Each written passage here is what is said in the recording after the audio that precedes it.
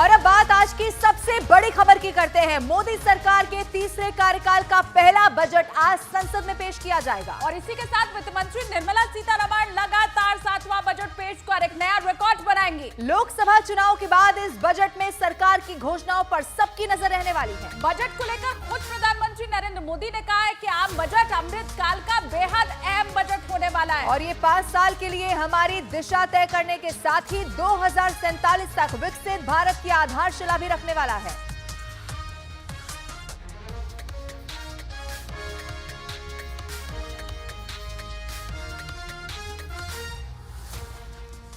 और वित्त मंत्री निर्मला सीतारमण आज सुबह 11 बजे बजट पेश करने वाली हैं। संसद में बजट पेश करने से पहले बजट को अंतिम रूप भी दे दिया गया है। इस मौके पर केंद्रीय वित्त राज्य मंत्री पंकज चौधरी, वित्त सचिव सहित मंत्रालय समेत तमाम जो विभाग के सचिव हैं, देश के मुख्य आर्थिक सलाहकार डॉक्टर वी अनंत नागेश्वरन, ये सभी मौजूद रहने वाले हैं। निर्मला सीतारमण आज 7वां बजट पेश कर इतिहास भी रचने वाली हैं। इससे पहले पूर्व प्रधानमंत्री मोरारजी देसाई के पास सबसे ज्यादा बजट पेश करने का रिकॉर्ड था। निर्मला सीतारमण इस साल फरवरी में अंतरिम बजट समेत अब तक लगातार 6 बार बजट पेश कर चुकी हैं। अब ये पूर्ण बजट वित्त मंत्री निर्मला सीतारमण की तरफ से आज पेश किया जाएगा और इसी को लेकर सरकार की पूरी पुख्ता तैयारी दिखाई दी है। आपको ये भी बता दें कि बजट में खास तौर पर देश की जनता से जो वादे किए गए, जो गारंटी दी गई, उनका ख्याल रखा गया है। अब अलग अलग कुछ तस्वीरें आपके टीवी स्क्रीन पर दिखाने जा रहे हैं। वित्त मंत्री निर्मला सीतारमण आज जैसे पेश करेंगी बजट, उसके बाद उनके नाम ये नया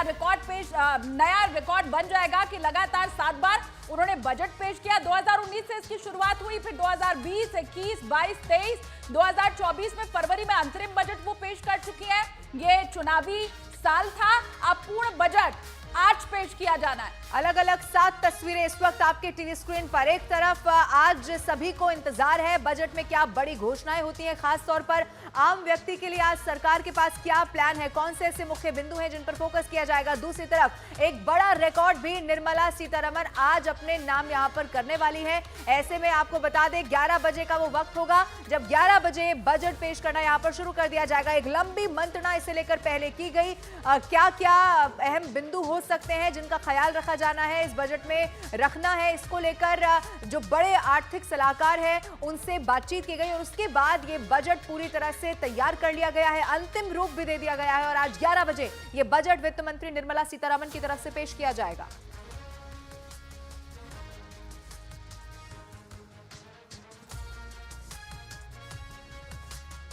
और चलिए रुख कर लेते हैं न्यूज 18 इंडिया के 2 सहयोगी अमित पांडे, रवि सिंह लगातार हमारे साथ बने हुए हैं। अमित पांडे, इसके पहले कि अगर, क्योंकि तस्वीरें हमने दिखाई है निर्मला सीतारमण ने कैसे 2019 से लगातार बजट पेश किया है, लेकिन निर्मला सीतारमण का ये रिकॉर्ड रहा है कि वो लोक लुभावन बजट नहीं पेश करती हैं। आज क्या वो जो छवि है वो टूटने वाली है?